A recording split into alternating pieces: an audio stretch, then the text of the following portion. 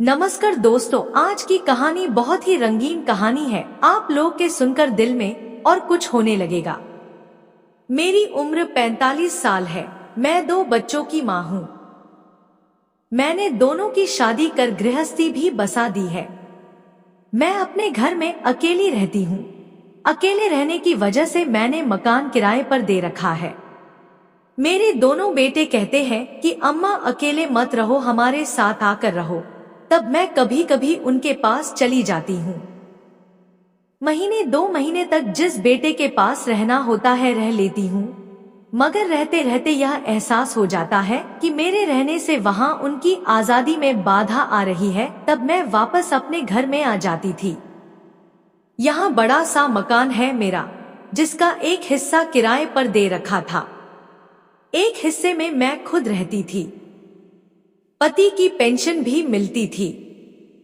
3 साल से ज्यादा समय बीत गया था। तब से मैं खुद को अकेली महसूस कर रही थी। ज्यादातर मैं अकेली रहती, मगर जब गर्मी की छुट्टियां होती हैं, तो बेटों के बच्चे आ जाते हैं। पूरा सुना घर खुशी से भर जाता। अकेले में तो दिन बीत जाता है, मगर रात में घर खाने को दौड़ता था, तब बेचैनी और बढ़ जाती थी। तब आंखों से नींद गायब हो जाती। ऐसे में पति के साथ गुजारी रातें मेरे सामने चलचित्र की तरह आ जाते हैं। मगर जब से मैं विधवा हुई, पति की याद और उनके साथ बिताए गए पल मुझे सोने नहीं देते। मेरे मकान में विकास नामक मेरा किराएदार था। वह अकेला रहता है। वह एक दफ्तर में नौकरी करता था। उसकी उम्र 40 साल के आसपास थी। उसकी पत्नी गुजर गई थी।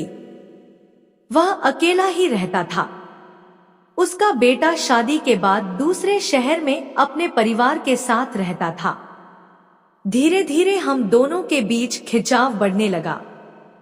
जिस दिन चपरासी रोटी बनाने नहीं आता, उस दिन मैं विकास को अपने यहाँ बुला लेती थी या खुद ही वहां बनाने चली जाती थी। विकास ऊपर रहता था। सीढ़ियां मेरे कमरे के गलियारे से ही जाती थी। आने जाने के बीच कई बार हमारी नजरें मिलती थी। जब मैं उसे अपने यहाँ रोटी खाने को बुलाती थी, तब कई बार जानबूझकर आंचल गिरा देती थी। ब्लाउज से जब उभार दिखते थे, तब विकास देर तक देखता रहता था।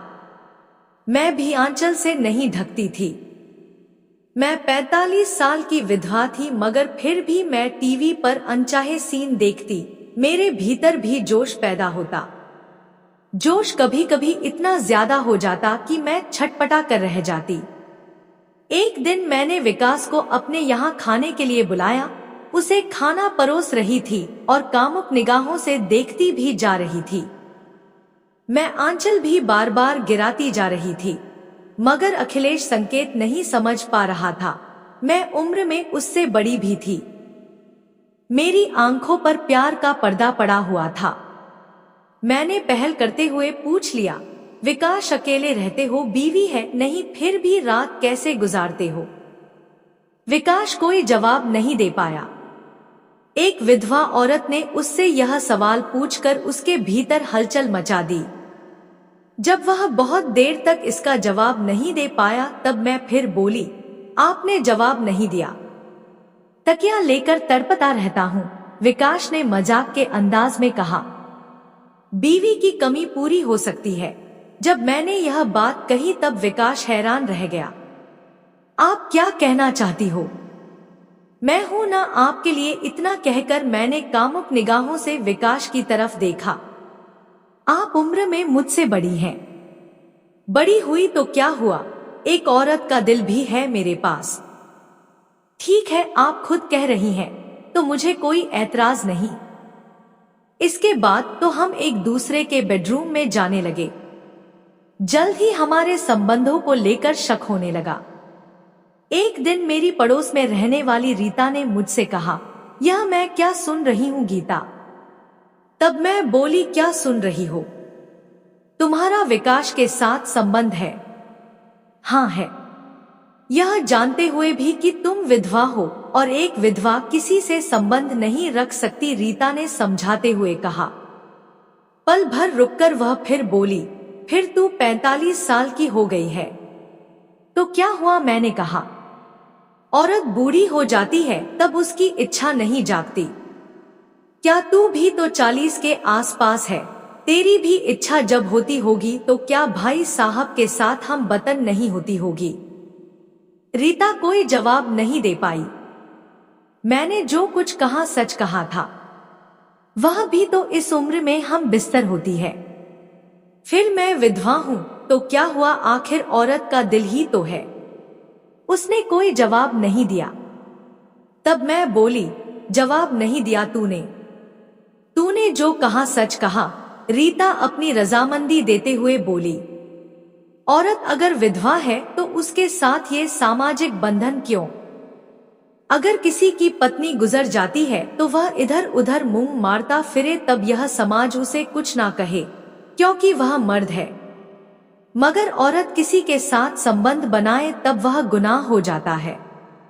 तो फिर विकास के साथ शादी क्यों नहीं कर लेती, रीता ने सवाल किया। आजकल लिव इन रिलेशनशिप का जमाना है, मैं बोली।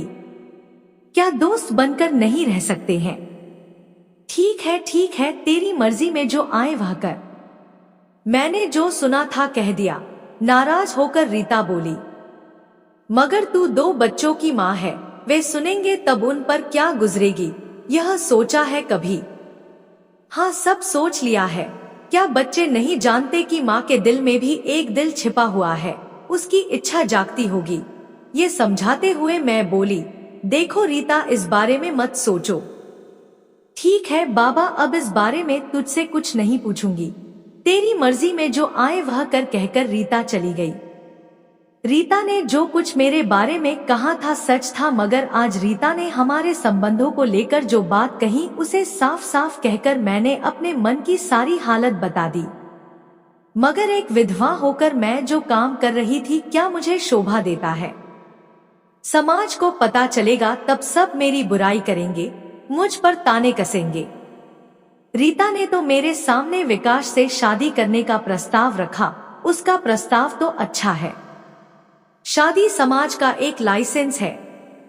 हम दोनों के भीतर एक ही आग सुलग रही थी, मगर इस उम्र में शादी करेंगे तो मजाक नहीं उड़ेगा। अगर इस तरह से संबंध रखेंगे तब भी तो मजाक ही बनेगा। मैं बड़ी दुविधा में फंस गई। मैंने आगे बढ़कर संबंध बनाए थे, इससे अच्छा है कि शादी कर लूं। थोड़े दिन लोग बोलेंगे फिर चुप हो जाएंगे। मैंने ऐसे कई लोग देखे हैं जो इस उम्र में जाकर शादी भी करते हैं। क्यों ना विकास से बात करके शादी कर लूं। शाम को जब विकास आया तो मैंने उससे कहा, आपसे आगे रहकर जो संबंध बनाए मैंने अच्छा नहीं किया। फिर पल भर रुककर मैं बोली, लोग हम पर उंगली उठाएंगे उसके पहले हमें फैसला कर लेना चाहिए। फैसला? कौन सा फैसला पूजा? विकास ने हैरान होकर पूछा। हमारे बीच जो संबंध है उसे तोड़ दे या परमानेंट बना ले। मैं आपका मतलब नहीं समझा। मतलब यह कि या तो आप मकान खाली करके कहीं चले जाए या फिर हम शादी कर ले। मैंने जब ये प्रस्ताव रखा तब विकास भीतर ही भीतर खुश हो गया, मगर यह संबंध कैसे होगा वह बोला। फिर मैं बोली कि आप हमें साथ दोगे या नहीं। फिर विकास ने हमें बड़े प्यार से अपने बाहों में ले लिया और बोला कि हम तुमसे बहुत प्यार करता, जब तुम हमारे चलते बदनाम हुई है तो मैं तुम्हें जीवन साथी बनाने के लिए तैयार हूँ। फिर हम लोग जाके मंदिर में शादी कर लिया और खुशी खुशी रहने लगे। दोस्तों, हमारी कहानी कैसी लगी जरूर बताएं।